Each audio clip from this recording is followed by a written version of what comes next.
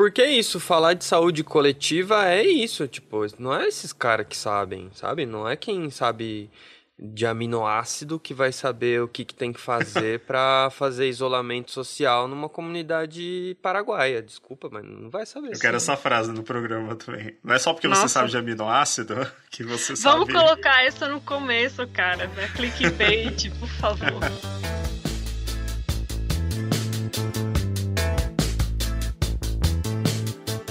Este é o 5º episódio do Mobilidade Humana e Coronavírus, podcast do Museu da Imigração do Estado de São Paulo. Abordaremos temas como saúde global e saúde coletiva, a luta contra opressões do povo palestino, imigração e gênero no sistema carcerário, a partir de textos publicados no nosso site. Nesta edição, discutimos textos publicados no mês de agosto, escritos por diversos especialistas e entrevistados no Brasil e no mundo todo.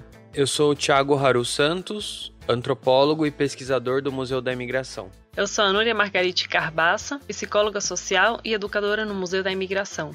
Eu sou o Guilherme Ramalho, comunicador e educador no Museu da Imigração. Sejam bem-vindas, sejam bem-vindos. Este é o Mobilidade Humana e Coronavírus, uma série de podcast que busca abrir um debate sobre o que está sendo e o que poderá ser da mobilidade humana em nossas sociedades. No programa de hoje, o primeiro tema desenvolvido vai ser política de saúde pública. E a gente vai começar com a resenha do texto do Jameson Martins, lida pelo Gui.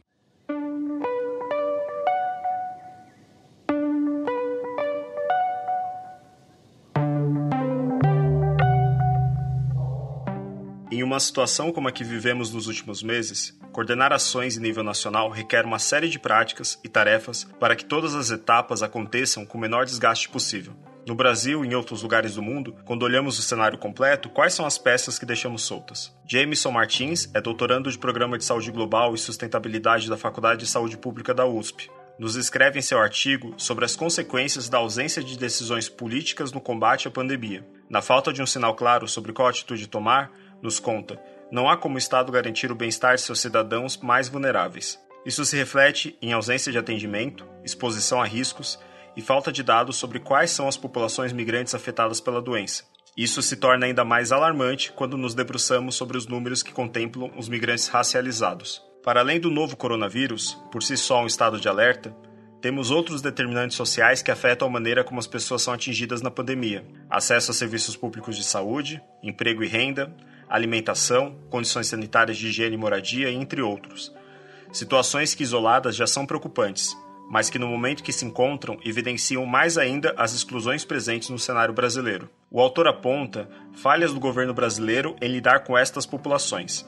Ausência de informação detalhada sobre a população migrante, distribuição do auxílio emergencial e portarias de restrição à circulação de pessoas que afetam a vida daqueles que precisam atravessar fronteiras nesse momento. Para além disso, temos ainda os fatores secundários da crise, a diminuição do consumo e precarização das ofertas de trabalho, assim como a resistência de parte da sociedade à contratação de profissionais estrangeiros.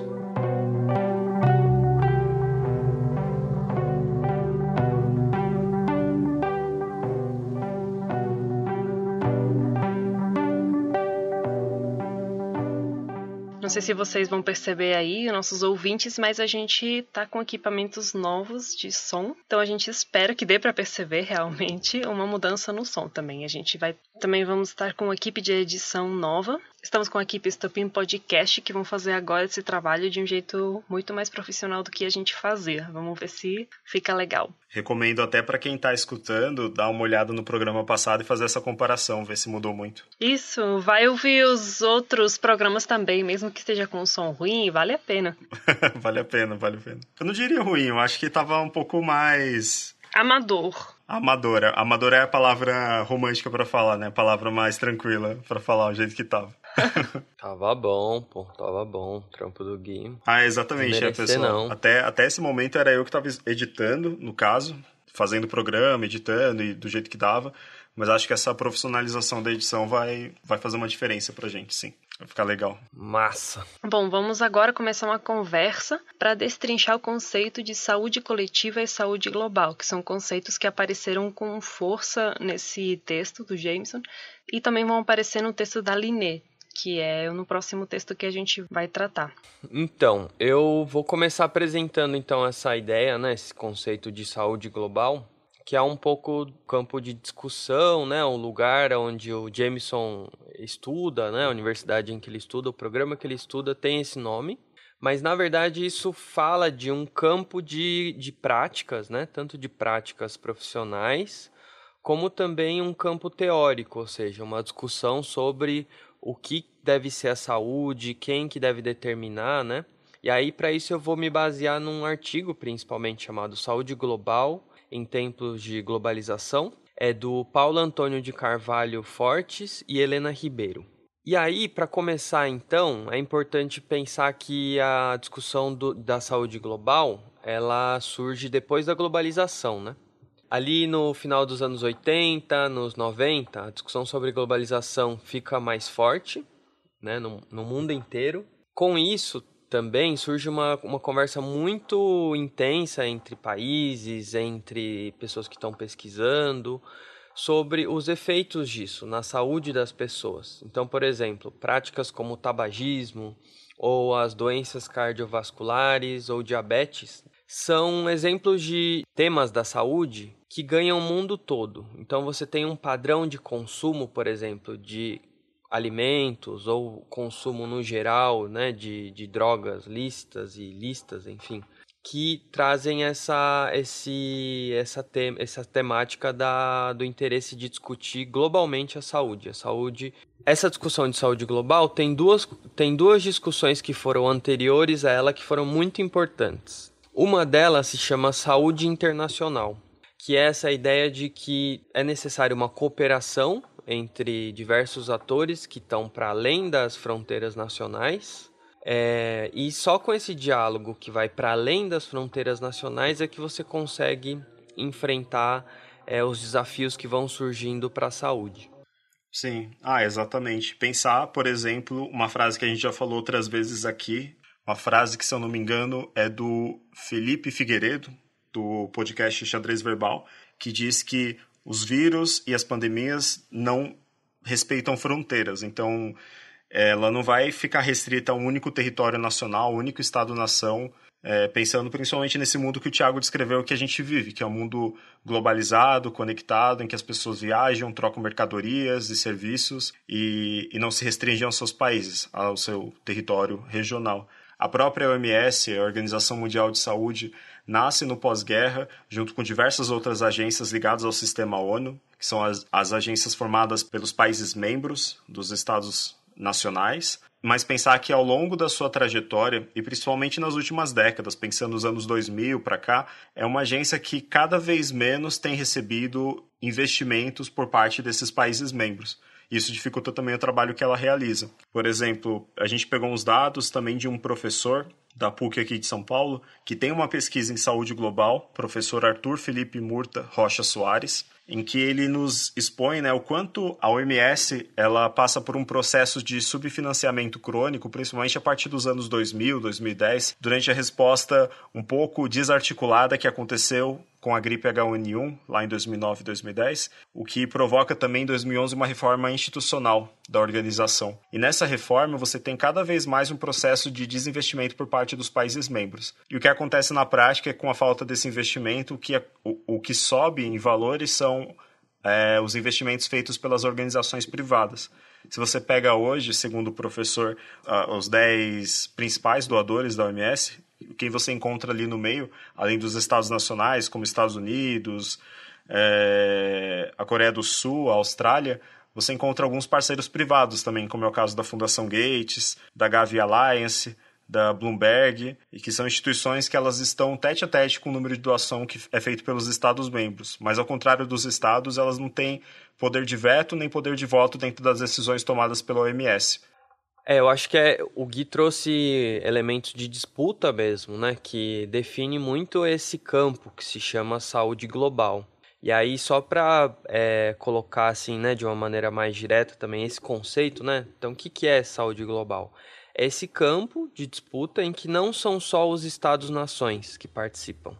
São também essas organizações internacionais, são também as multinacionais, são as agências filantrópicas, são os movimentos sociais organizados, em que, no meio dessa disputa, a gente vai ver, por exemplo, na OMS, as estratégias, os objetivos específicos de alguns atores, né?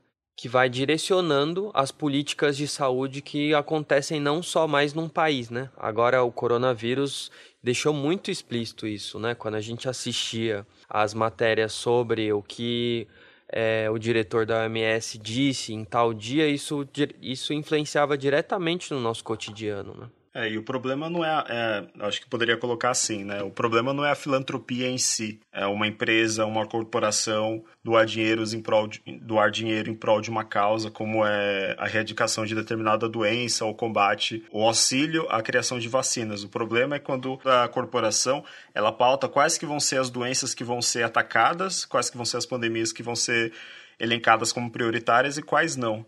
Então, no caso, um exemplo prático, sem citar nenhuma fundação específica, mas quando determinada fundação escolhe em combater uma doença de uma região tropical ou subtropical, por exemplo, como a malária, ao invés de seguir o plano diretor do que a OMS determina enquanto combate a determinadas doenças desse mesmo lugar, ela, de certa forma, pauta que tipo de investimento vai ser feito. Sem contar que o combate a uma doença não necessariamente significa especificamente apenas desenvolver determinado tipo de remédio, vacina, mas você tem todo um conjunto de coisas que envolve aquele combate, que envolvem questões sanitárias, sociais também, qual que é a condição que as pessoas vivem e por que essa doença se prolifera em determinados lugares, quais são as condições de habitação também.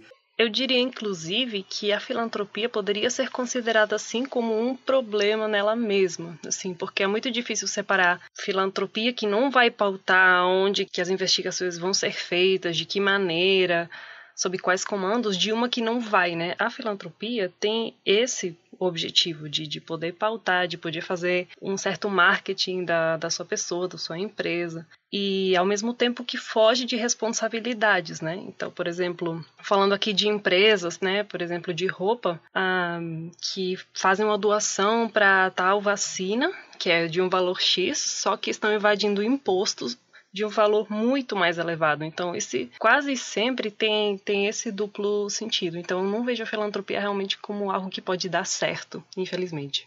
E eu aproveito esse seu comentário, Núria, para indicar para as pessoas um vídeo que está no YouTube, que é da professora Deise Ventura, é um vídeo de 2015, já faz um tempo, até foi antes da pandemia e tudo, mas que é uma estudiosa dessa área que se chama Qual o Futuro da Saúde Global? É uma aula.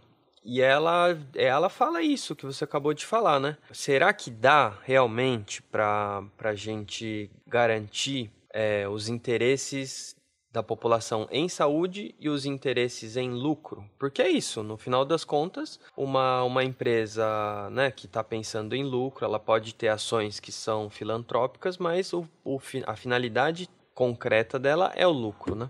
E também quando um Estado-membro, por exemplo, escolhe, ou enfim, não escolhe muitas vezes, por conta de questão orçamentária, diminuir o número de investimentos que ele faz na organização, na OMS no caso, mas em outras organizações do sistema ONU, o que ele faz é, em certa medida, reduzir um pouco a presença dele dentro daquela pasta e abrir um vácuo que é preenchido por outras organizações que não são necessariamente Estados também. Eu acho que esse é um ponto que tanto o professor que eu citei, quanto os outros textos, quanto o próprio texto do Jameson tocam muito. A gente precisa estar atento também quando a gente escuta nos jornais, lê na internet, falando que determinado país escolheu não mais investir na colaboração global do combate a uma pandemia, por exemplo, né, na estratégia de governança global na saúde, preferindo aplicar esse mesmo investimento para proteger os seus concidadãos, sendo que a pandemia é global, não há como você defender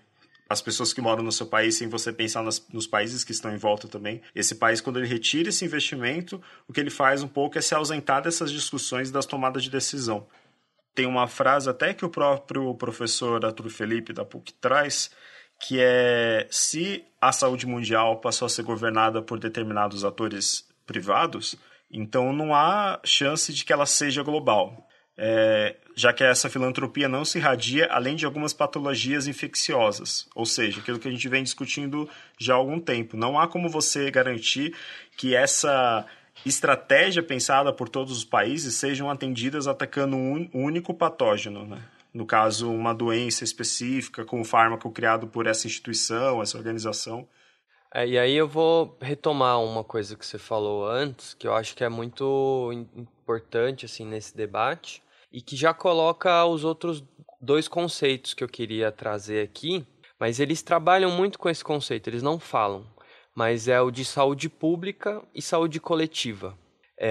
Eu vou aqui me basear num texto escrito por Alan Osmo e Lilia Blima Schreiber, que falam desses dois conceitos de uma maneira bastante didática também, né? O que significa dizer que o combate a doenças, né, ou a busca pela saúde não pode se basear só em medicamento? Isso tem a ver com uma visão sobre a saúde, né, que tem muito a ver com esse conceito de saúde pública e saúde coletiva. E o que esses autores vão falar é que esses conceitos eles têm uma história, né? Eles vieram, eles foram desenvolvidos a partir de outros movimentos, né?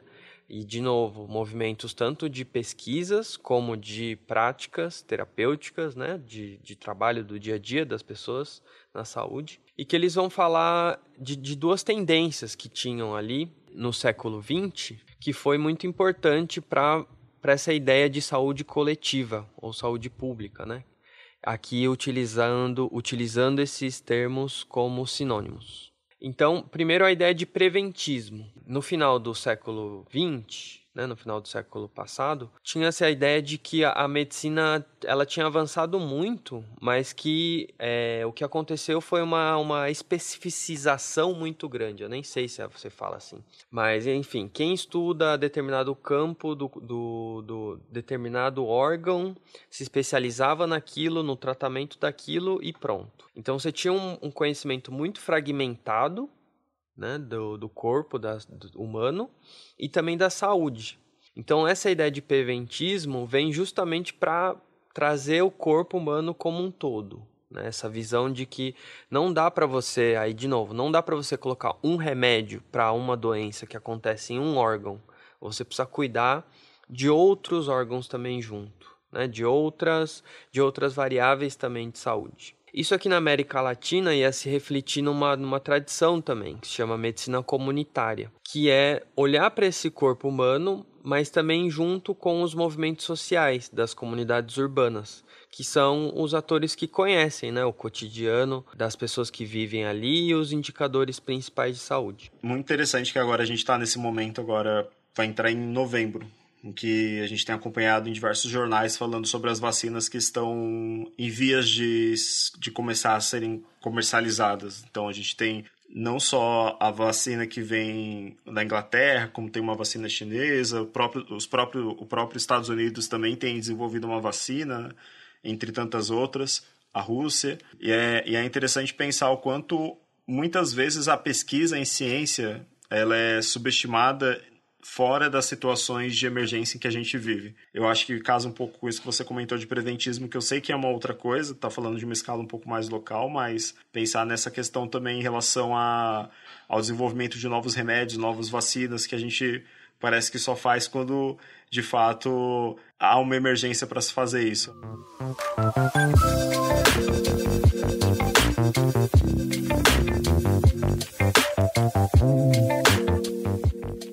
Mas uma coisa assim que para mim ficou muito clara assim, pesquisando para montar esse episódio, é que todos os textos que a gente vem lendo do pessoal da saúde, a maior parte deles, eles estão informados nessa tradição, sabe?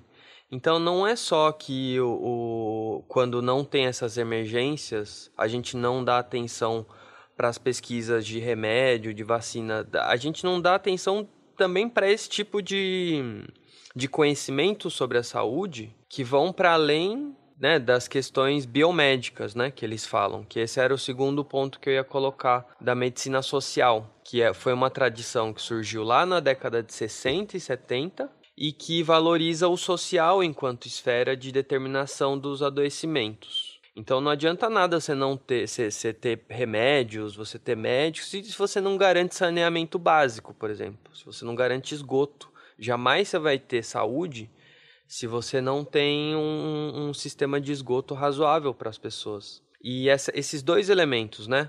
O preventismo e a medicina social, aqui no Brasil, elas se uniram num momento muito específico, que foi o final da ditadura militar aqui. Isso se reflete muito nos textos da Linné, se reflete muito nos textos do Jameson também. Nossa, e nisso que você falou, pensar, por exemplo, que no Brasil 36% dos lares não tem coleta de esgoto. Então, quer dizer, tem um problema muito maior para a gente lidar antes de pensar nessas questões também. Pensando no modo um pouco mais holístico a situação. E, inclusive, se a gente for mais fundo, né? A gente está vendo aqui outras conceições, né? De o que seria saúde, né? Como que a gente pode garantir saúde se não pode garantir saneamento básico, mas em uma perspectiva que agora a gente vai abordar no texto da Linné, né? Que aí já entra a cultura, né? O que é saúde e o que é doença para cada sociedade, para cada cultura e para cada comunidade. Isso também pode mudar, né? Então, essas conceições diferentes fazem de fato diferença, e o conceito que se tem de estou doente ou não estou doente, estou saudável ou não, mudam muito, né? E assim, essas organizações internacionais, como a Linné também vai trazer no texto dela, trabalham desde uma perspectiva eurocêntrica, é claro, né? Na maioria dos países se tem esse modelo biomédico, mas isso de fato muda muito, né, os conceitos. E pegando o que o Tiago disse, né, e o que vocês dois estão questionando agora da saúde, né, e quais são os mínimos para garantir que essa saúde aconteça, como o saneamento básico, eu acho que a gente pode até ir mais fundo e pensar que o conceito de saúde, o conceito de doença, não é um consenso no mundo inteiro, né? Então, a concepção que cada sociedade, cada cultura tem sobre saúde e sobre doença, ela muda. E essas organizações internacionais, como a Linné vai falar agora no texto, que a gente vai discutir, ela ressalta que esse conceito sempre é etnocêntrico para o lado de Ocidente, né? Sempre assim.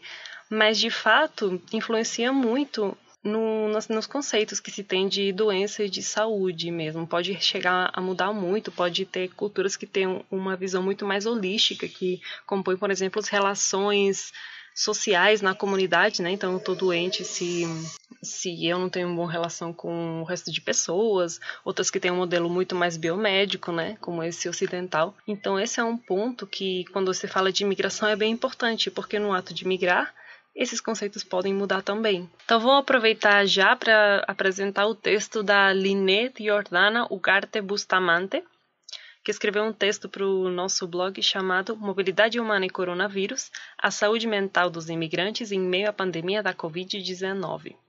Para comentar esse texto, a gente vai ler aqui um parágrafo que a gente separou, que achou interessante, e depois vai destrinchar ele, principalmente pegando as referências que a Linné usou. Então, a gente fez uma pesquisa e foi ler os textos que a Linné usou para escrever esse parágrafo, para comentar um pouco com vocês.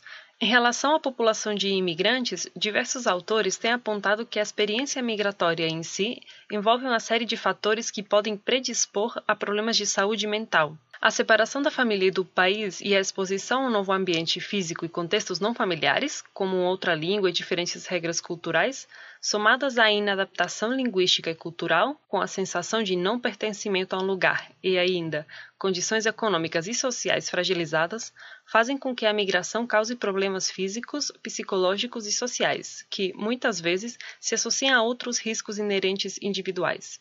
Então, bem interessante nesse trecho que fala que a imigração pode ter um impacto bem direto e bem expressivo na saúde mental, só pelo fato da migração, que muitas vezes isso é tratado como casos isolados, né, e não como parte de um processo maior. Gui, quer... Sim, e tem até um trecho aqui que ela fala logo no comecinho desse parágrafo que você leu, sobre a predisposição a problemas de saúde mental. No texto dela, caso vocês cheguem a ler, na parte das notas de rodapé, você tem alguns links para textos externos, que nem a Dura comentou. E um desses textos é uma pesquisa chamada Examinando o Relacionamento entre Comunidades Carentes e a Utilização de Serviços de Saúde Mental com Imigrantes em Ontário, no Canadá.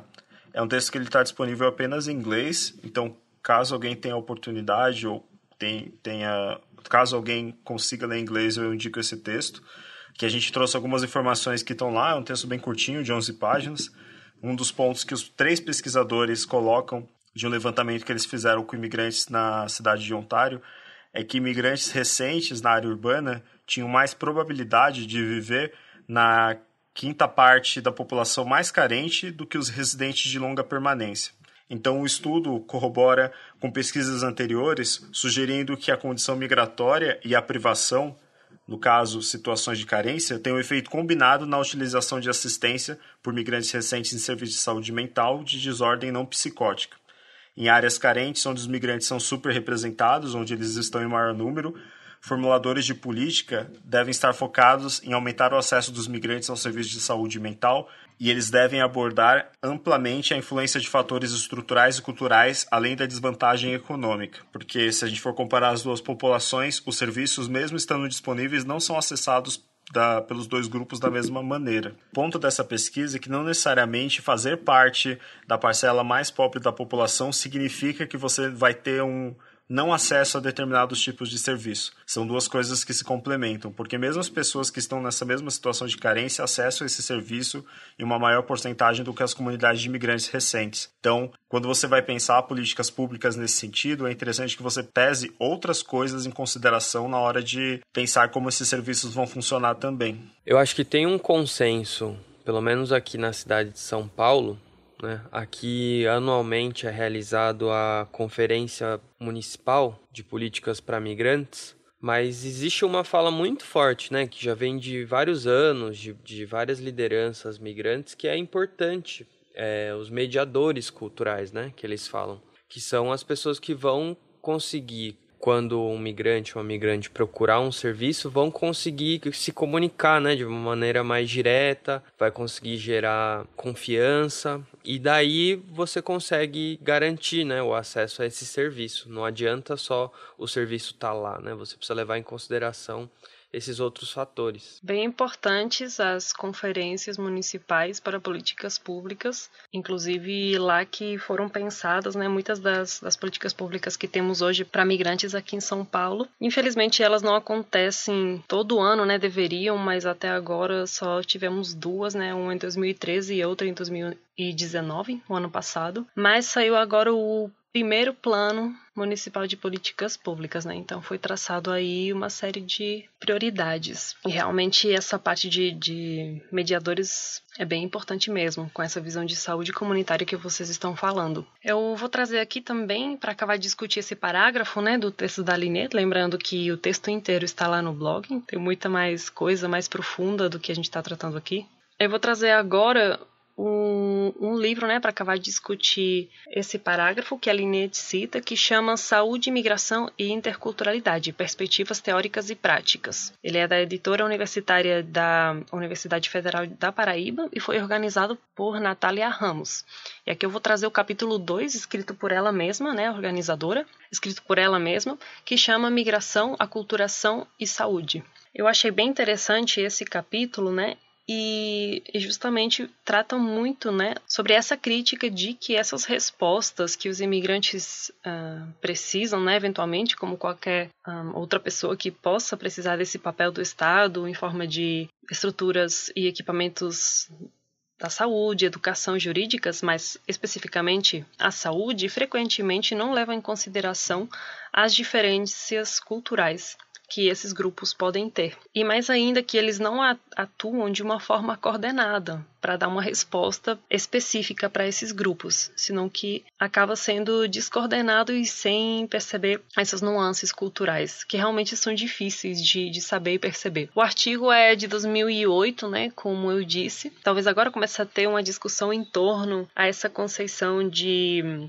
saúde etnocêntrica, né, essa saúde ocidental, que é muito biomédica, mas o artigo critica justamente, como vocês dois disseram antes, que organismos internacionais da saúde veiculam uma atitude muito etnocêntrica na concepção e aplicação de programas de saúde, né, não tendo em conta as necessidades dos países, impondo modelos e estratégias de saúde que não são apropriados para países da periferia do capitalismo, por exemplo, com outra cultura e outras relações econômicas e políticas, inclusive. Você acha que isso casa com aquilo Você acha que isso casa com aquilo que a gente falou alguns programas atrás sobre a necessidade de estratégias de ação coordenada, pensando, por exemplo, as políticas do bem viver com as comunidades indígenas? Isso seria um tipo de política localizada, pensando a saúde? Nossa, totalmente, totalmente. O bem viver entra como uma concepção da vida e da saúde, do todo integrado, que é muito diferente da concepção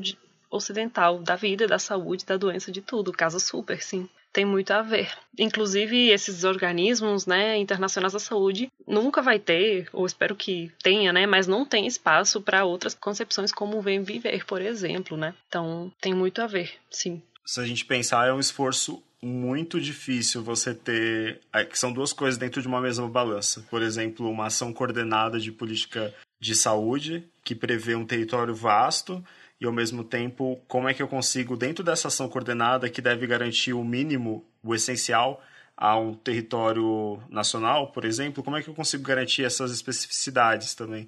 E como é que eu consigo garantir que esse profissional lá na ponta, ele consiga trabalhar com esses diferentes públicos, pensando em toda a dinâmica de trabalho que essa pessoa vai ter durante o dia dela também, que é algo que a gente falou no outro programa, né? Sim, é algo que atravessa tudo. Total. Achei importante também uma outra parte, né, que o texto fala, eu vou citar aqui quase literalmente, que fala que é importante ter em conta o nível de integração e as reações de adaptação dessa pessoa, né, ao novo contexto sociocultural, tudo que isso representa, mas também torna-se igualmente importante analisar as características da sociedade de acolhimento, né? E as condições econômicas, políticas, fatores como xenofobia, discriminação e preconceito, né? Os quais contribuem e têm uma relação direta com doenças, assim, consequências psicológicas, saúde mental e física, inclusive. Então, achei bem interessante ver esse processo de aculturação, de sair de uma cultura e chegar em outra como com dois atores, né? Tipo, não é só o imigrante que sai e é com ele que é o problema, senão que a sociedade também tem que ver, tipo, tem que ver como é que essa sociedade e a sociedade, se for o caso também, se adaptar a esse imigrante, né? Por que não? Então, achei bem interessante essa concepção aqui que traz o texto. É bem legal mesmo. É bem importante, né? Eu queria meter um louco e colocar como questão, assim, inclusive para a Núria, que lê um pouco mais, que também vem da área, né, da psicologia social, que, assim, o conceito de aculturação, muita gente achou ele problemático, né, no passado, porque ele sempre resultava numa coisa que era o estrangeiro tinha que se adaptar, justamente esse último ponto que você falou, né? Ele tem que abrir mão, digamos, da cultura dele e aprender como é que se vive, como é que se faz no país onde ele chega, né? E, assim, isso, primeiro, que é mentira, né? Isso, mentira no sentido de isso não acontece.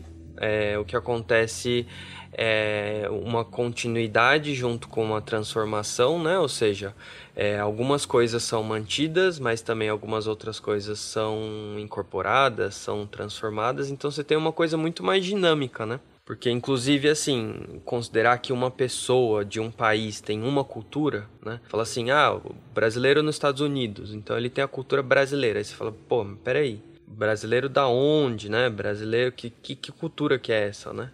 Então, eu acho que tem esse probleminha, assim, essa questão que é esse conceito de aculturação, que eu entendo o cuidado que ele quer ter, que é, olha, gente, vocês precisam respeitar, né, como é que essas pessoas que vêm de outro país estão pensando a saúde delas, estão pensando o que é bom para elas, e vocês precisam pensar em estratégias, né, para lidar com isso. Mas o conceito de aculturação, eu acho que não pode deixar, sabe, de fazer essa crítica também, porque ele é um conceito que serviu muito na história para os estados, né, para os estados imporem, na verdade, políticas para os estrangeiros, inclusive aqui no Brasil. Muito importante essa crítica, totalmente. Na Europa era muito forte e ainda continua sendo muito forte esse discurso de não, os imigrantes podem vir, mas eles têm que se adaptar, eles têm que se integrar. Tanto é que muitos grupos lá se organizam em contra desse conceito, né? dizendo e reivindicando que eles não querem se integrar, eles querem conservar a cultura e não por isso perder um status de cidadania ou deixar de ganhar. Bem importante mesmo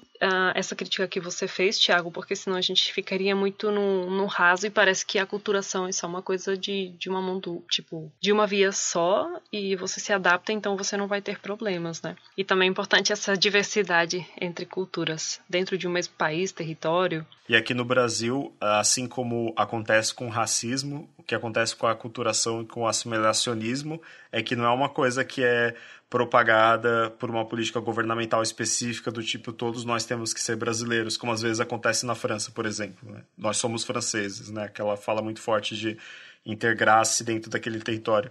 Mas isso acontece de uma maneira muito escusa, muito escondida. Por exemplo, não necessariamente eu vou exigir que você se integre, mas eu vou integrar mais grupos que se parecem mais com as culturas locais também. Eu tenho um pouco disso, né? É aquela coisa que às vezes acontece com o racismo. Não existe racismo no Brasil, mas o que a gente vê são diversas práticas de racismo cotidiano que acontecem em diferentes esferas. A mesma coisa que acontece com a aculturação também. Total, sim. Aqui no Brasil esse discurso não é tão forte. Até pelo tipo de imigração lá, em alguns países europeus, a porcentagem chega a ser muito maior do que 10, 15, 20%, 30% de imigrantes, né? Eu tenho certeza que se aqui no Brasil tivesse uma porcentagem maior, esse tipo de discurso começaria a aparecer, né? Essa ameaça ao ser brasileiro, essa dúvida, né, de proteção dessa identidade nacional. Mas com algumas nacionalidades isso às vezes acontece, no sentido de uns discursos que a gente escuta às vezes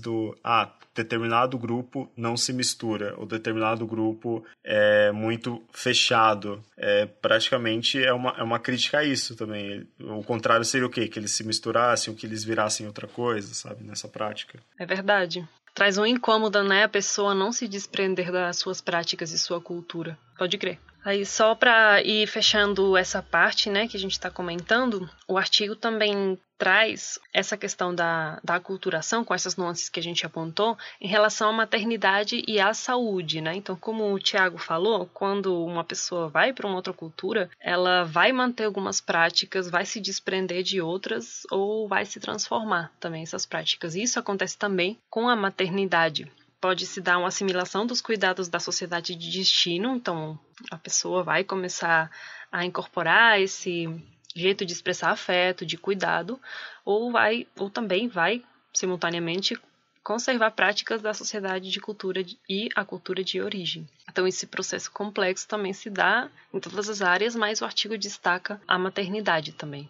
Talvez mais para frente a gente vai voltar a tocar nisso. O artigo fecha, né, dizendo que só uma abordagem multidimensional, interacionista e ecológico-cultural permitirá ter em conta a complexidade dos processos que intervêm nas relações de saúde e doença, na diversidade das experiências e vivências psicológicas, culturais e sociais dos indivíduos e dos grupos e na sua adesão aos cuidados de saúde. Que frase, hein? Que frase, hein? Você está querendo dizer, então, que nos cursos de medicina do Brasil e do mundo é sempre necessário aquelas aulas de humanas que as pessoas normalmente acham que são aulas menores? Nossa! Do tipo... Mas com certeza!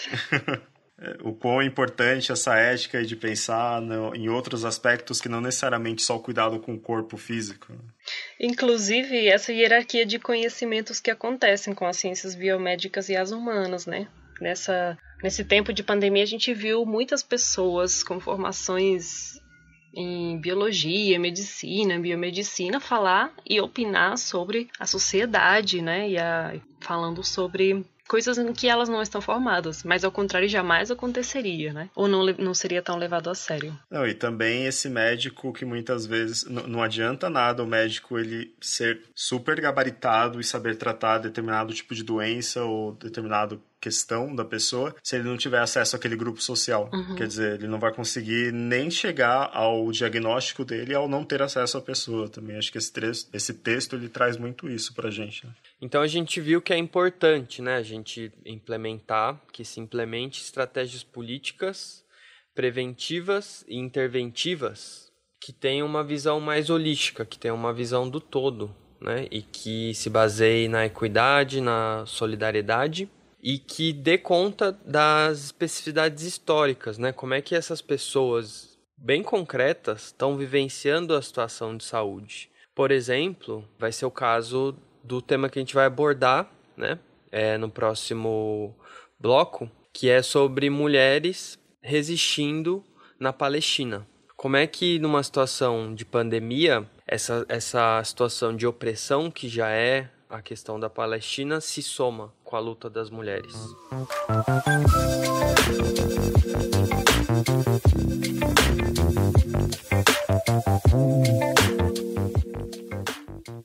O texto que vamos comentar agora se chama Não tem país livre sem mulheres livres, que foi uma frase que foi dita pela nossa entrevistada, que chama Rawaa Al-Sahir. Ela é uma mulher de 24 anos, se descreve como uma mulher com muito orgulho. Ela é da Palestina, nascida na Síria e mora no Brasil desde 2015. Quando a gente foi entrevistar ela, a Rawaa começou o seu relato falando sobre o seu pai, que nasceu na Palestina, mas teve que sair para a Síria no ano 1948, no processo que foi conhecido como o Nakba. Para tratar desse tema, a gente vai fazer aquela dinâmica que vocês já devem ter ouvido nos outros episódios, que é que a gente vai ouvir das próprias palavras da entrevistada um trecho que ela falou na entrevista e depois a gente vai comentar um pouco. O trecho que a gente vai ouvir agora trata sobre essa violência contra as mulheres na Palestina que o Tiago disse. E do outro lado, uma mulher palestina aqui no Brasil. Claro que vou olhar para as notícias que estão acontecendo no meu país, né? A primeira coisa, as mulheres estão sendo violentas entre as casas, entre o isolamento. Não tem nem polícia para se proteger, não tem ninguém para se defender essas mulheres. Antes de 3 dias, eu vi uma reportagem na Jordânia que as pessoas que morreram por coronavírus no começo da pandemia até agora são menos do que as mulheres que foram mortas por causa das famílias. Nossa. Então, imagina. Você tem uma comunidade inteira que tá com essa consciência do coronavírus, mas não tem consciência de se proteger as mulheres.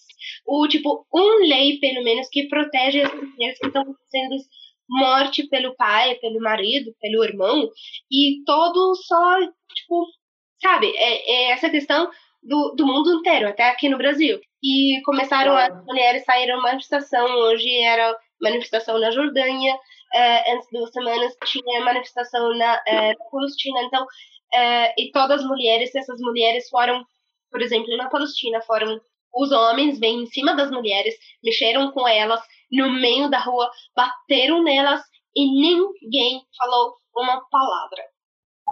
O que eu acho legal dessa entrevista também é que é isso, né? Quando a gente fala de Palestina e Israel, que é uma questão que já se arrasta há muito tempo. Essa dominação que acontece no território da Palestina acontece há muito tempo, mas a Rawaa traz uma visão que é contemporânea, né? Porque é isso, hoje não é uma tensão, não é uma questão que foi no passado, não. Hoje em dia, pandemia, né? As mulheres estão tendo que ir para as ruas, senão elas vão ser mortas de outra forma, né? É isso que ela está falando, eu acho isso muito potente. Ela traz a questão de que essa violência com as mulheres não para e inclusive se intensifica durante a pandemia e o isolamento, que foi algo que a gente viu em vários países, né, várias culturas. Não é que seja uma questão da Palestina, mas é chocante como algo que já estava lá, né, consegue ocasionar mais danos, inclusive, nas mulheres do que uma própria pandemia. Então traz aquele questionamento de o que é a pandemia real, né? Será que esse machismo, essa violência contra as mulheres sistemática, porque não para, né? E vai se reproduzindo, será que não deveria ganhar esse status, né, de pandemia, de problema realmente, de algo sério? Mas eu acho que também tem uma parte do comentário dela que casa bem com o que a gente estava conversando anteriormente. Que é essa parte que ela fala que existe a consciência do coronavírus, mas que não tem a consciência de proteger as mulheres, né? Ou seja, para se conseguir implementar políticas de saúde, é preciso consciência. Assim como é preciso consciência para você ter saúde das mulheres. Que nem a Núria comentou agora, infelizmente, esse caso não é particular de determinado país. Ele é acontece mundialmente em diferentes realidades e aspectos. Trouxe aqui um dado também retirado do site do Globo, uma matéria de maio falando que do Rio de Janeiro aumentaram-se em 50% os casos de violência doméstica, as denúncias. Isso em maio. Provavelmente esses números eles estão bem maiores agora. Aumentaram-se muito as brigas entre vizinhos ou as denúncias de brigas entre vizinhos também. E a gente sabe, pela nossa realidade brasileira, coisas que a gente acompanha de outros países, que os grupos mais vulneráveis dentro das casas, em casos como esse, são as mulheres e as crianças também, porque aumentou o caso de violência ligado a crianças, né? E é interessante como nessa entrevista que a gente fez com ela, né? Normalmente, como vocês sabem, a gente já tem falado, a gente respeita que as pessoas falem o que elas quiserem trazer, né? É interessante como que a gente chegou para ela, para entender como é que ela estava na pandemia, e ela trouxe muito a questões que se estão vivendo na Palestina, lugar onde ela não está e lugar onde ela nunca esteve, porque ela nasceu na Síria. Ela é filha de palestino, mas ela nunca esteve na Palestina, mesmo ela tendo a nacionalidade de lá e se considerando palestina. Deve ser muito forte, né, em um momento da pandemia, um momento tão delicado, você olhar com tanta intensidade lá naquele território onde você sente que tem que lutar, porque senão ninguém mais vai lutar, né? Então achei bem curioso esse olhar dela para um território distante, mesmo que ela tenha problemas e situações e aspectos complicados aqui, lógico, porque ela mora aqui. Se vocês quiserem saber mais, vocês vão lá conferir no nosso blog depois. Eu achei bom você trazer essa questão de que ela é um pouco aquilo que a gente estava falando também. Pertence a um lugar que não necessariamente você faz, que você nasceu, né? Uma identidade cultural mais forte. No caso, uma identidade cultural que ela é ultrapassada e atravessada por outras impossibilidades. Possibilidade de moradia, de você ter o documento do lugar que sua família vem. Agora a gente vai ouvir outro trecho, né, onde Rawá defende que as pessoas, né, têm que acordar, têm que lutar para o projeto de sociedade que elas querem. E com isso ela vê o papel das mulheres como muito central, né, indispensável, que é inclusive o que dá o nome ao texto dela. Então ressalta o papel das mulheres dessa luta e chama o povo brasileiro também a pensar na coletividade e a pensar nos outros nesse momento. Essa é a parte que a gente retira, inclusive, o nome desse episódio, e que pra gente pareceu bastante significativo como mensagem, ou seja, como é que você vai cuidar da saúde se você não cuida das mulheres, das pessoas que estão no seu entorno? Então, talvez uma política de saúde, ela precisa levar muito em consideração quais são os determinantes que estão colocando em risco esses atores, como mulheres, né, como população LGBT, como negros, que são populações que, assim, em todos os dados, a gente vê que os riscos, não só para o coronavírus, mas também são muito maiores.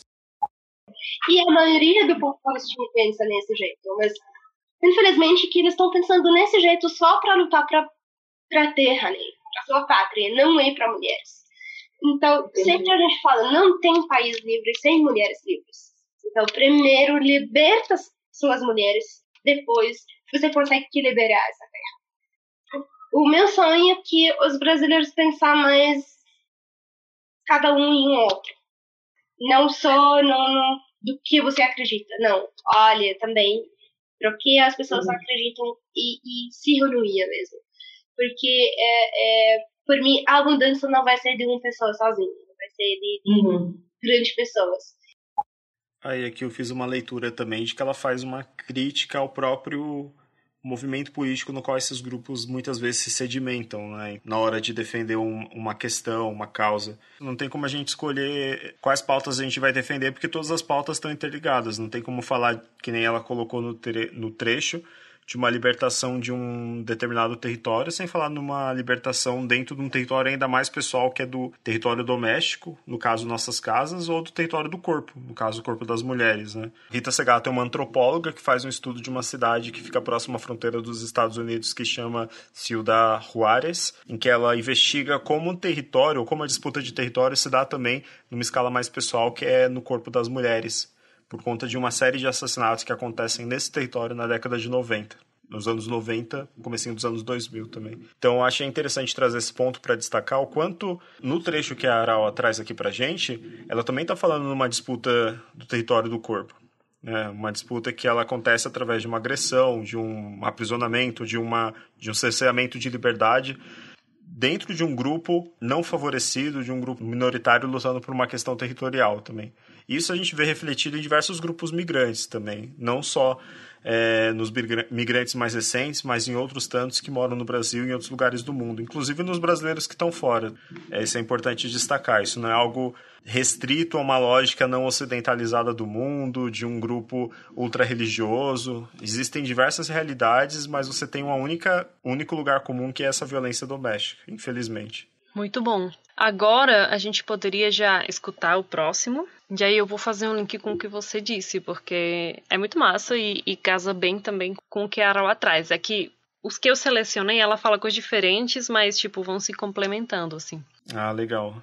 Agora vamos ouvir outro trecho que fala sobre essa história dessa ocupação e o papel que tiveram outros países e outros governos nisso. Então a gente está falando sobre medo, sobre ocupação, leis que não protegem as mulheres, leis que estão colocadas de 1000 anos atrás até agora são mesmas. Não, até 1000 anos atrás era bem melhor. 1000 anos atrás era bem melhor. As mulheres em 1900 até 1970 eram liberadas, eram com muita liberdade, com todos os direitos, eram mulheres educadas que têm até as roupas, até a liberdade entre as roupas que eles usaram, tem liberdade mais do que agora. Mas vamos falar de 1970, quando os Estados Unidos colocaram os movimentos islâmicos entre o Oriente Médio, entre os países árabes, destruíram tudo. E isso que eles querem. Isso que eles querem, colocar o veneno na cabeça da comunidade para deixar mais problemas, para eles ocupar mais e mais, para eles roubar mais e mais, coloniar mais e mais, e deixar o povo se bregar, e deixar as mulheres morrer, e ninguém pega o direito, e a gente está ganhando tudo. Exatamente como o Guilherme trouxe, né, nessa fala dessa pesquisa da Rita Segato, aqui também fala, né, sobre como as mulheres simplesmente mudam, né, no papel da sociedade que elas têm, passam a ocupar outro lugar de dominação, né, muito mais acentuado por conta desse fundamentalismo que cresce no Oriente Médio. E isso a gente tem que entender que não acontece de um dia para o outro e não acontece espontaneamente. Então tem vários jogos onde os Estados Unidos têm um papel importante aqui, né? E também a criação do Estado de Israel tem um papel importante. Então a gente tem que olhar para o quadro inteiro e ver como essas forças se influenciam e quem pressiona quem, qual que vai ser essa resposta, né?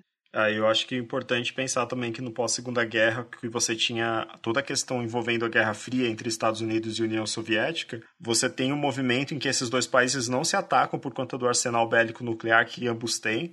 Então você não tem esse conflito armado acontecendo entre esses países, mas o território onde esse conflito acontece, infelizmente, são nesses outros territórios que se alinham ou entre os Estados Unidos ou entre a União Soviética em outros lugares do mundo, como na África, Oriente Médio e a própria América Latina. Tem até um autor, que eu esqueci o nome agora, depois eu posso pegar e colocar nos comentários pra gente, que ele fala que à medida que o arsenal nuclear vai crescendo, a guerra ela passa a ser uma prerrogativa cada vez maior dos estados fracos e sem armamento. Então a guerra ela acontece em outros lugares, longe das grandes potências. Isso é bem complicado de se pensar. Também tem o grande motor das guerras, dos conflitos do século XX, que é o petróleo.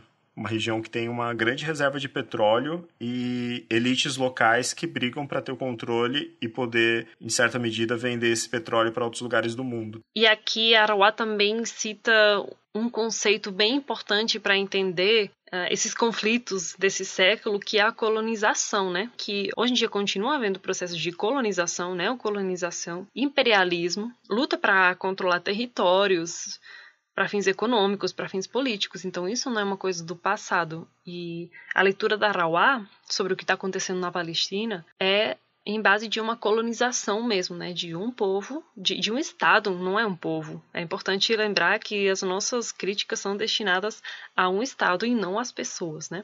Essa crítica é destinada a um Estado que opera para controlar e para colonizar, para diminuir uma população que está lá para controlar aquele território. E isso a gente chama de colonização. Então, essa leitura também é bem importante aí na leitura que Arauá faz desse conflito. Inclusive, a gente não tem a intenção dentro desse programa de fazer um contexto histórico tão aprofundado sobre o conflito Palestina-Israel, porque é um material que é muito vasto, tem diversas opiniões e dados a respeito. O que nós sugerimos, a partir do relato que a Arauá traz para a gente, é de vocês pesquisarem de fato, irem atrás dessas fontes e tentarem entender como é que se dá essas dinâmicas lá dentro. A gente está falando a partir da experiência que ela nos traz, a partir da vida dela, dos pais dela, da família, enfim, do caminho que ela fez para chegar até o Brasil. Um dos pontos que ela traz, inclusive, que eu acho importante, ela fala que de um momento na década de 70 em que as coisas e os direitos eram muito mais liberados no que tange a questão de gênero para as mulheres. Então, a utilização de roupas era diferente, os mecanismos religiosos eram diferentes, eram muito mais parecidos com os modelos ocidentalizados. Inclusive, tem um outro livro que também fala de uma realidade, não na Síria, mas no Irã, que é da Marjane Satrapi, que chama Persépolis. Vocês devem conhecer por conta da animação que saiu uns anos atrás, em que a Marjane Satrapi fala da infância dela no Irã antes da Revolução Islâmica, e um pouco da adolescência dela após a Revolução também. As mudanças de vestuário, o acesso ao ensino escolar para mulheres, para crianças, né, para meninas, e também a proibição de diversas práticas que anteriormente eram tidas como práticas comuns. Então ela fala um pouco disso, né? Imagina vocês que estão nos ouvindo nesse período de adolescência, que é um período de descobertas, de conhecer músicas, de encontrar com pessoas diferentes. Você vem de uma lógica de Estado, que é uma, e a partir do momento que acontece a Revolução, essa lógica se torna outra. Ela fala um pouco dessas mudanças. Sim, bem interessante. E também lembrando, gente, que aqui não consideramos que o empoderamento e emancipação das mulheres passa por copiar modelos ocidentais. A gente não está dizendo aqui que as mulheres ocidentais, por poderem vestir uma saia curta, são menos submissas do que uma mulher que está usando um véu. Não se trata sobre isso, né? Realmente essa crítica é muito mais profunda, mas sempre ao abordar esses temas, né, sobre feminismo, sobre diferentes religiões, né, principalmente sobre o Oriente Médio, tem que ser levado em consideração esse feminismo, mas junto com as diferenças culturais e religiosas, né? E esse ocidentalismo hegemônico que a gente vive hoje. Então, sempre ter muito cuidado com essas duas dimensões. Bom, até agora a gente ouviu vários trechos, né, da fala dela que dizem sobre a situação da Palestina, só que a gente ainda não comentou sobre a vida dela, né, sobre quem é Arauá e quem é essa pessoa que a gente entrevistou, que não deixa de ser muito importante também. Então agora a gente vai abrir com um trecho que fala mais sobre inquietações dela, que tem a ver também com esse território com que ela se relaciona, mas diz um pouco mais dela.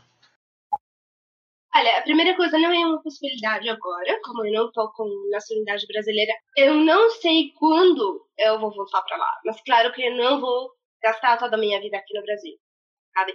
No final, tem que voltar para a Palestina mesmo, para fazer uma mudança ali. Ou pelo menos só voltar para lá só para fazer o sonho do meu pai, porque quando ele faleceu, estava o sonho dele que voltar para a Palestina. Então, pelo menos só voltar para lá só para ver que é para falar para meu pai, tá, pode descansar porque eu já fiz seu sonho, entendeu? Então, esse só pelo menos. Então, não sei, várias ideias sobre isso, mas claro que não vou sair do Brasil antes de pegar a diploma de ciências políticas. Esse trecho é o trecho com que a Arauá fecha, né, a entrevista. É interessante que ela volta ao começo. Ela começa falando do pai e ela fecha falando do pai, né? Dizendo que voltar para a Palestina seria realizar o sonho do pai, que tinha o sonho de voltar para a Palestina. Então é muito significativo, é muito forte mesmo esse parágrafo, porque tem muitas questões bem intensas, né? Essa questão de não poder voltar para a Palestina, né? Ou seja, ela não pode por questões burocráticas, e também essa coisa de o que significa voltar para o território do qual o pai dela teve que ir embora. Essa lembrança afetiva de uma terra que ela nunca pisou também, né? Quais são os mecanismos que têm sido feitos pelos países para garantir o retorno dessas pessoas nos territórios que de certa maneira, estão deixando de existir cada vez mais, né? O mapa de divisão do Estado de Israel na década de 1950, que foi feito entre quais eram os territórios palestinos e quais eram os territórios israelenses, já é bem diferente hoje. Foram feitas diversas anexações pelo lado israelense. Então, o que você tem, na verdade, são bolsões palestinos lá dentro, né? Fico imaginando também, se a gente pegar o território todo e pegar a região de onde o pai dela veio, como é que está essa região hoje, né? Mas eu não sei se isso entra, na verdade, é uma brisa minha. Mas eu também fico pensando na questão geracional, assim, e como essa Palestina e a luta para conseguir de volta esse território, ele atravessou já muitas gerações, atravessou muitos territórios, é muita gente em vários lugares do mundo, acho que isso aparece na entrevista dela também. Ela tem irmãos, né, se eu não me engano, em outros lugares do mundo, e ela não é um caso isolado. As pessoas da Palestina realmente estão em muitos lugares do mundo levantando essa bandeira, né? Então eu, por outro lado, acho que essa luta realmente ela não vai acabar, não. Eu acredito um pouco neles, assim. Mas uma coisa que eu queria só comentar também é que aparece nesse trecho o que parece um paradoxo, né? Ela quer a nacionalidade brasileira, mas para poder voltar para a Palestina. Isso é um paradoxo se você tem aquela imagem de uma nacionalidade fechada, né? De uma nacionalidade única, que só tem um sentido, ou seja, eu sou brasileiro, portanto eu amo o Brasil e quero ficar aqui para sempre. Não é assim.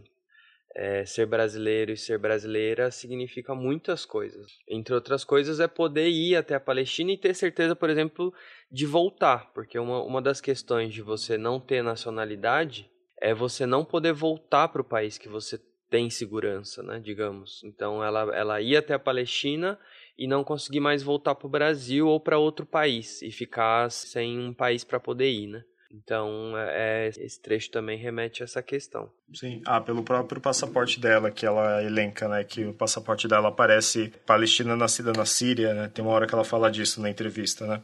Também a gente tem que entender que agora a gente não vai conseguir profundizar nisso, porque é realmente bem complexo. Eu acho que nenhum dos três compreende como é que funciona todo o aparelho burocrático de Israel, do Estado. Só que essa questão de privar as pessoas de voltarem para a Palestina, eu tô falando de palestinos, né, que são privados de voltar, que são dificultados, isso não é uma casualidade, como todas as burocracias que se instalam têm um propósito, e nesse caso, que tem uma preocupação com manter a população palestina em uma minoria lá dentro, para não ser uma, entre aspas, ameaças para o Estado de Israel. Então, todo mundo que sai da Palestina, sendo palestino, tem muita dificuldade em voltar. Por outro lado, o Estado de Israel facilita muito, muito, com políticas públicas, a entrada de judeus que estão em outros países. Então, tem toda uma intencionalidade aí, que é bem complexa e é central para o Estado de Israel. Então, bem difícil mesmo. Aí, desse trecho também, eu gostei que ela acaba dizendo que ela não vai sair daqui também sem cumprir um objetivo dela, que é pegar esse diploma de ciências políticas. Enfim, eu fiquei pensando, né, como uma pessoa que está envolvida nesse nível, nesse movimento político tão complexo, né, como que ela é um sujeito político só pelo fato de existir, né, as pessoas palestinas são sujeitos políticos só pelo fato de existir. E, por outro lado, tem objetivos pessoais, como qualquer pessoa teria, que é como é o objetivo de se graduar, né? Então, como uma coisa não existe sem a outra também. Uma pessoa palestina também tem todas as complexidades, desejos e frustrações que uma pessoa tem, assim. Mas tem esse outro lado que ela carrega com ela. Então, eu acho bonita essa complexidade, né? Que ela traz em todas as falas delas, com objetivos e desejos que qualquer pessoa tem e um envolvimento com essa terra, né, que é a Palestina, por outro lado, e como as duas coisas se influenciam e existem as duas na mesma pessoa.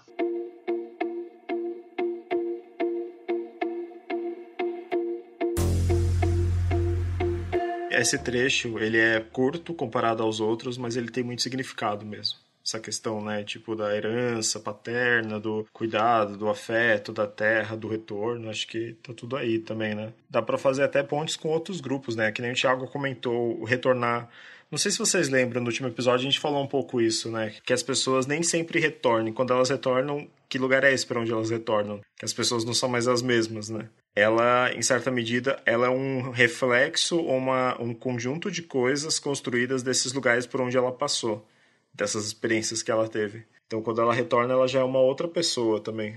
Sim, e o território também não para de mudar nesse caso específico, né? Ainda mais. Sim. Agora a gente vai mudar um pouquinho o tema, mas continuar falando de questões de gênero. A gente vai falar sobre mulheres imigrantes egressas do sistema carcerário, a partir de uma entrevista feita pela nossa parceira de trabalho, Heloísa Freitas, do ITTC, no artigo que se intitula "A gente já pagou pelo nosso crime. Então, dai-nos condições de vida ali fora para não cometermos o mesmo crime", entendeu? É a partir dessa entrevista que a gente vai falar os próximos dados. É um assunto que a gente sabe que é um assunto muito complexo, assim como o anterior. Então, convidamos vocês a enxergarem esse programa como uma abertura de diálogo para pesquisas posteriores. Só complementando, então, nossos parceiros são o Instituto Terra, Trabalho e Cidadania, que é o ITTC. É uma organização de direitos humanos fundada em 1997, cuja visão é erradicar a desigualdade de gênero, garantir direitos e combater o encarceramento. A missão do ITTC é promover o acesso à justiça e garantir os direitos das pessoas presas e produzir conhecimento, por meio de atuação constante e sistemática nos seguintes eixos de ação: atendimento direto, diálogo público e educação para a cidadania.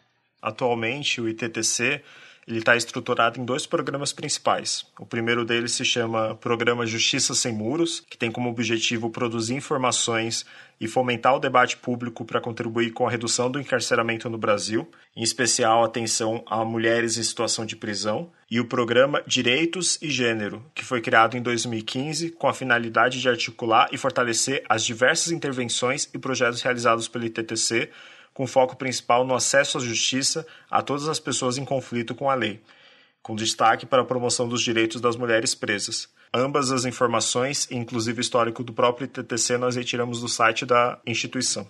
Como o Gui e a Núria apresentaram o ITTC, né? Eu queria trazer uns dados que elas levantam lá no site delas, que inclusive vale muito a visita, mas são dados gerais, né? Para a gente ter uma noção de que universo a gente está falando. Nesse documento do ITTC, chamado Covid, Prisões e Detenção na América Latina, elas apresentam alguns dados aqui da região. Então, por exemplo, no México, há mais de 200 mil pessoas presas. Enquanto que aqui no Brasil, pasmem, né? A gente tem essa imagem, né, do México, que passa na televisão, né, de que é perigoso, mas a gente tem aqui 770 mil pessoas presas. Isso tem a ver mais com uma política, né, voltada a colocar pessoas dentro da prisão do que essa imagem que a gente tem um pouco generalista e um pouco incorreta, né, até. Mas o Brasil prende muita gente. E um dado que elas apresentam também é da superlotação, que aqui é de 165%. Ou seja, está superado, né, se 100% é a quantidade de pessoas que suportaria, está superando em 65% ainda a ocupação. A superlotação em outros países aqui da região é de 150 em países como a Colômbia e 230 em países como o Peru. Tem um outro dado também que elas trazem, que é sobre pessoas detidas provisoriamente, que na Bolívia, por exemplo, é 67% do total. Isso quer dizer o quê, né? O que elas queriam dizer com esses dados? É que é um problema da região, é um recorte que a gente tem aqui na nossa região latino-americana. O Brasil não é uma exceção, está dentro dessa regra, né? Números assustadores, na verdade, né? Eu acho que as pessoas não costumam ter muito essa dimensão do quanto essa população, principalmente porque é uma população que fica à margem.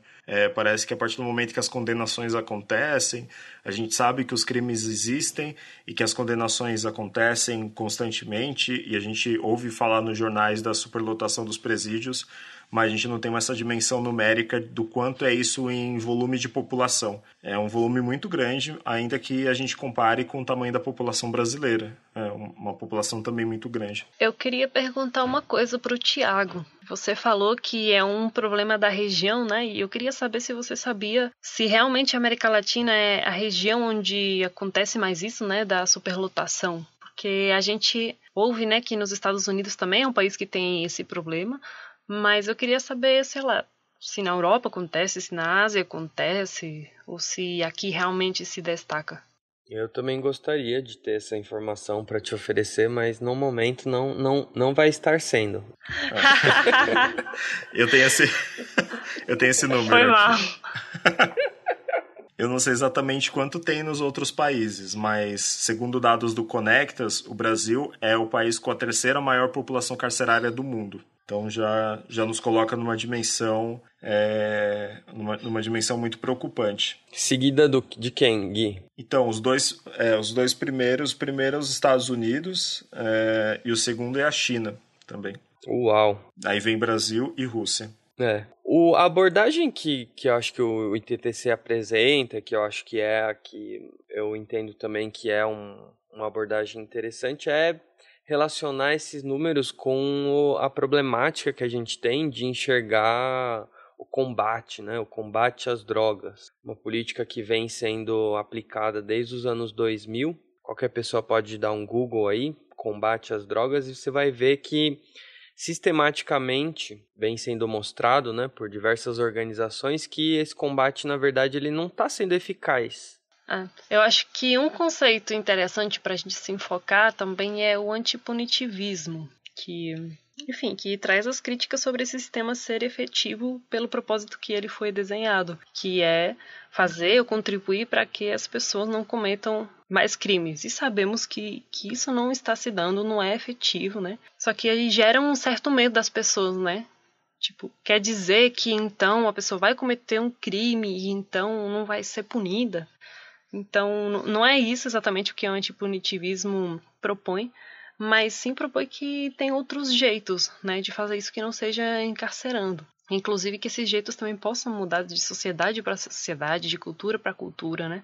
Também é bem interessante. E eu acho que tem alguns elementos envolvendo, pelo menos, o sistema carcerário brasileiro que poucas pessoas conhecem. Eu tenho à disposição essa informação também. Primeiro, gostaria de destacar e deixar aqui o meu agradecimento ao trabalho que a Heloísa Freitas fez nessa entrevista. Para quem tem acompanhado a série, sabe que a gente normalmente divide o material que a gente faz dessa maneira dentro do Mobilidade Humana e Coronavírus, né? A gente tem um conjunto de artigos escritos por especialistas e pesquisadores e as entrevistas feitas com migrantes ou brasileiros que estão em outros lugares. Mas sem a intervenção, a intermediação com o pessoal do ITTC, na figura da Heloísa, a gente jamais teria acesso às informações e ao material que foi trazido nessa entrevista. Simplesmente porque a gente não tem contato com as pessoas e mesmo que a gente tivesse, acho que não teria o grau de familiaridade que a Heloísa conseguiu nesse trabalho também. Aí aqui eu deixo meu agradecimento.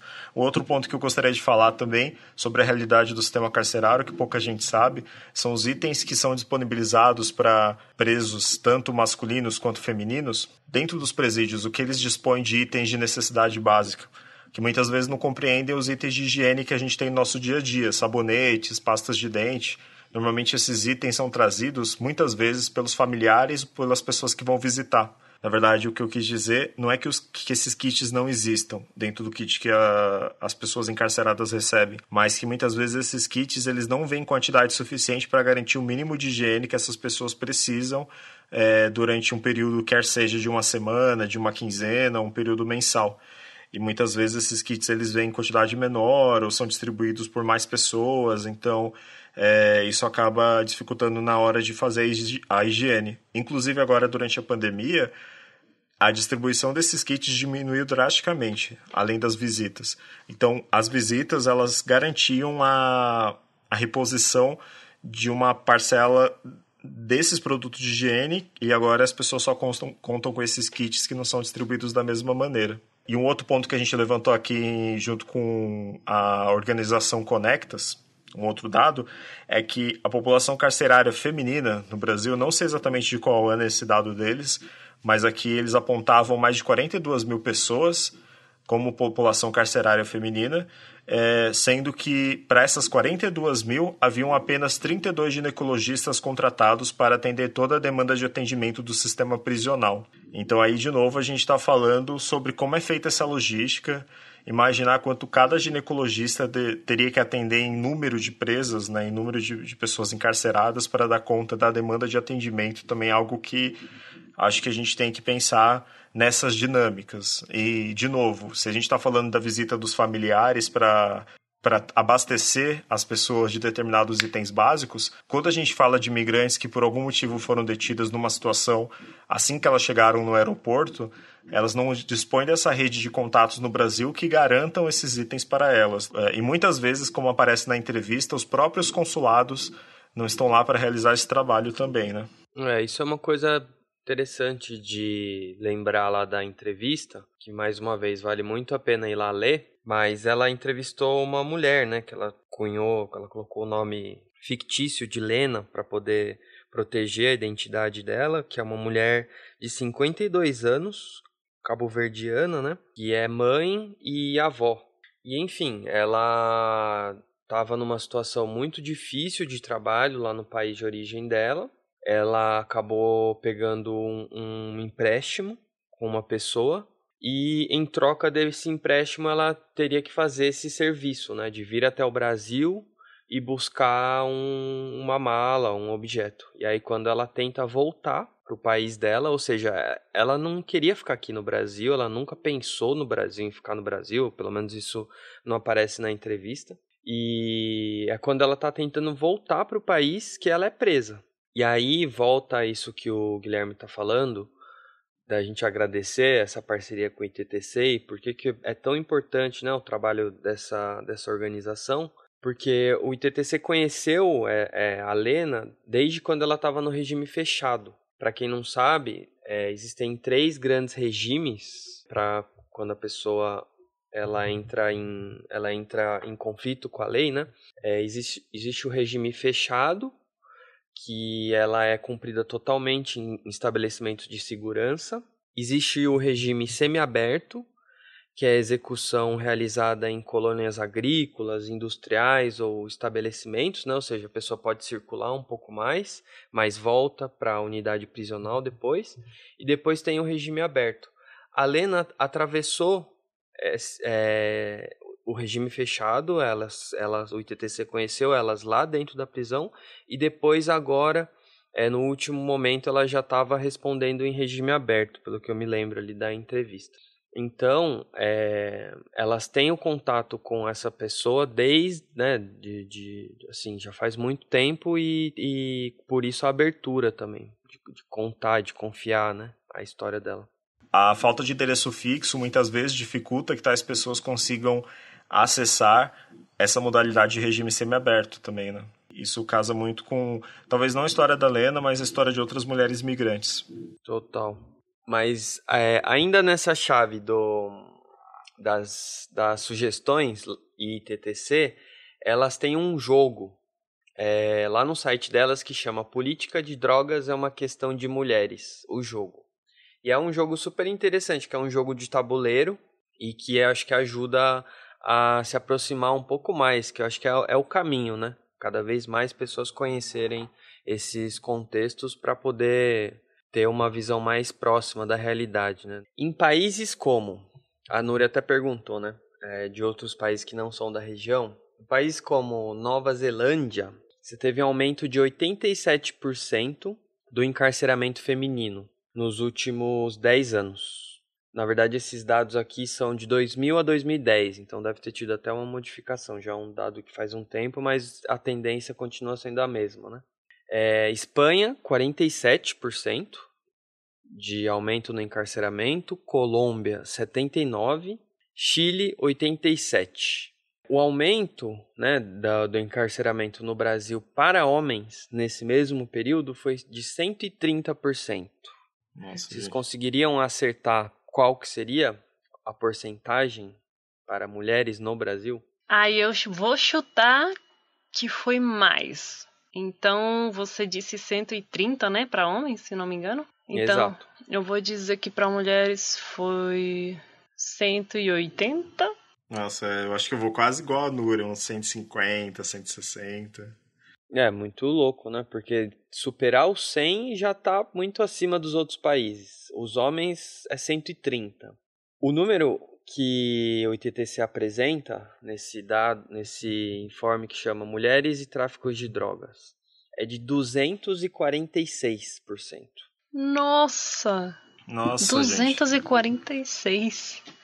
Tipo, triplicou, né, na verdade. Praticamente, verdade.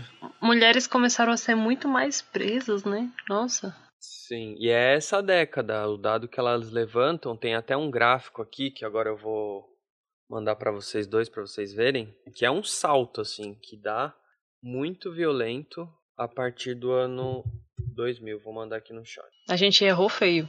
Errou feio. A gente superestimou o Brasil, na verdade. Não, e é isso, para homem 130, gente, é tipo, muito mais. Uhum. Sim. E elas falam sobre motivos? No próprio informe elas apresentam isso, né? Que existe uma alta representatividade dos crimes relacionados a drogas. E aí, no Brasil, né, um dado também já que faz um tempo, mas em 2012, as prisões por drogas representavam 22% para homens. E aí elas também trazem outros países, como Costa Rica, 64%, El Salvador, 46%, Nicarágua, 86%, bastante. Vocês saberiam dizer, mais ou menos assim, quanto poderia ser para mulheres, se homens é 22%? Eu falaria o dobro de novo, que nem foi uns 40 e poucos por cento, talvez. Eu vou dizer que é um 70%. Ó, a Núria chegou lá perto. Perto? Agora chutou, Não, é que passou um pouco até. Foi 64,7%. Ou Nossa. seja, enquanto a prisão de homens, né, 22,6% representa por razões de drogas, 64% de mulheres. Impressionante. Imagino, não sei se elas colocam esses dados no gráfico também, mas imagino que boa parte como primeira passagem, né, como réu primário. Total. Tanto é que é uma das características que elas apontam, assim. Elas apontam algumas características como ausência de antecedentes criminais, da maior parte das presas, principais ou únicas provedoras do lar, também é o caso da Lena, entrevistada pela Heloísa, baixa escolaridade, dificuldade de acesso a empregos formais e empregadas em pequenas atividades do varejo, do tráfico, do transporte internacional e nacional, as mulas, né? As famosas mulas. Eu acho que esse é um ponto que a Heloísa traz na entrevista que ela faz com a Lena, que eu achei de uma sensibilidade muito interessante também, que é de entender todo o panorama que coloca uma pessoa a essa situação específica. Eu achei até que o nome do artigo ele é bem emblemático nesse sentido, que em nenhum momento as duas estão discutindo sobre o não cumprimento da pena, que é muitas vezes, quando a gente está num debate sobre direitos humanos e sistema carcerário, que não é um debate sério, muitas vezes é um ponto que as pessoas colocam, né? Então, no caso, está se protegendo os direitos humanos de uma pessoa que cometeu um crime. Essa pessoa ela tem que pagar pelo crime que ela cometeu. Isso é quando não é sério, né? Quando é sério, o que a gente discute é a pessoa ela cometeu um crime, ela foi julgada sob determinada condição e ela cumpriu a pena dela. E o que a Luísa e a Helena estão discutindo na entrevista dela é que ela não necessariamente deve cumprir mais além do que a pena em que ela foi colocada a cumprir.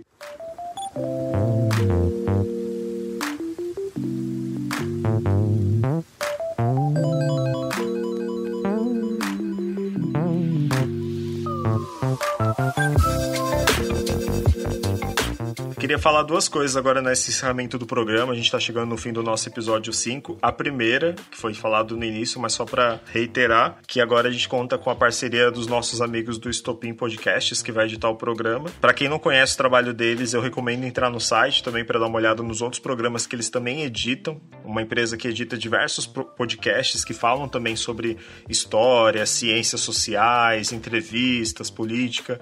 Vale a pena dar uma olhada no que eles fazem. E o segundo ponto, como não podia deixar de ser, mais uma vez a gente vai trazer aqui uma indicação de livros, filmes, artigos e pesquisas que vão nas nossas listas do M Indica, listas mensais que são colocadas nas redes sociais do Museu da Imigração.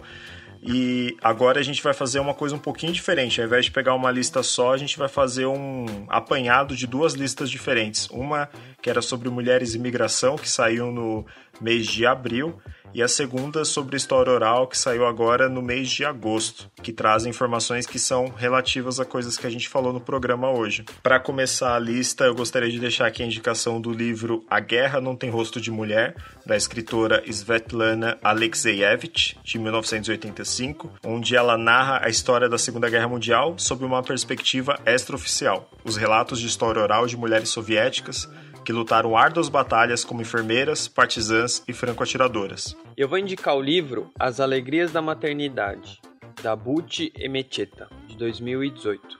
Nuego, filha de um grande líder africano, é enviada como esposa para um homem na capital da Nigéria. Submetendo-se a condições de vida precária, enfrenta sozinha a tarefa de educar e sustentar os filhos, ao mesmo tempo que segue a sua vida em Lagos, sua nova e urbanizada terra de morada. E eu vou indicar o documentário Sotigui Kouyaté, um griot no Brasil, dirigido por Alexandre Randifest e produzido pelo Sesc São Paulo em 2014. A partir de encontros com Sotigui Kouyaté, ator, diretor e griot africano, este documentário nos apresenta o universo do mestre da palavra e da oralidade, e a sua importância fundamental para a transmissão de conhecimento e manutenção da memória no continente africano. Este documentário está disponível no YouTube. A gente vai deixar o link na descrição. Além dessas indicações que a gente deixou no Me Indica, a gente gostaria também de deixar indicado aqui um curso que vai rolar agora no mês de novembro no Museu da Imigração, chamado A Hospedaria de Imigrantes e os Tijolos do Racismo Estrutural no Brasil. Um curso que vai falar sobre as políticas de branqueamento no Brasil e questões raciais ao longo do século XX, com diversos convidados. Para mais informações desse curso, basta ficar de olho nas redes sociais do Museu da Imigração ou até mesmo dar uma olhada na programação do nosso site. As inscrições estarão abertas em breve. Espero todos vocês lá. Essas e outras recomendações podem ser encontradas nas redes sociais do museu, basta procurar pela hashtag MINDICA. Esse podcast é construído com a colaboração de vocês que escutam. Então, se você quiser deixar uma mensagem pra gente, pode mandar e-mail pro Museu da Imigracal, sem cedilha e sem tio, @museudaimigracal.org.br, com perguntas, críticas, sugestões e elogios, que vamos ter uma sessão dentro do programa para ler esses recados. Agradecemos também aos autores, entrevistados e leitores que nos ajudaram a compor o material desse episódio.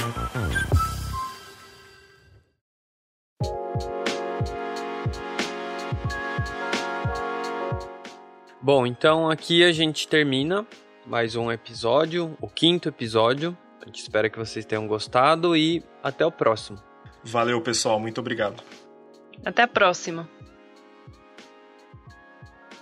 Este é o Mobilidade Humana e Coronavírus, uma série de podcasts do Museu da Imigração do Estado de São Paulo, uma instituição da Secretaria de Cultura e Economia Criativa do Estado de São Paulo.